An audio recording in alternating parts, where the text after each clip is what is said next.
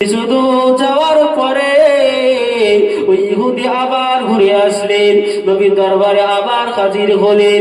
নবীকে এসে বললেন, ইয়া রাসূলুল্লাহ, হে ইয়া হাবিবাল্লাহ, হুজুর বেয়াদবি ক্ষমা করুন।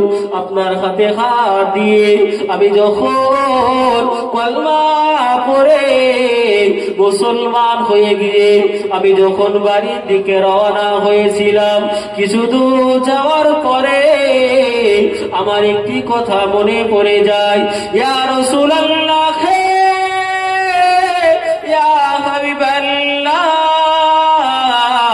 হুজুর ওই কথাটা হলো, আপনি হাতে হাত দিয়ে কলমা পড়ে যখন আমি মুসলমান হয়ে গেলাম, আপনার হাতে হাত দিয়ে যখন আমি মুসলমান হয়ে গিয়ে আমি যখন বাড়ির দিকে রওনা হয়ে গেলাম, আমার একটি কথা মনে পড়ে যায়। হুজুর ওই কথাটা হলো, আপনার হাতে হাত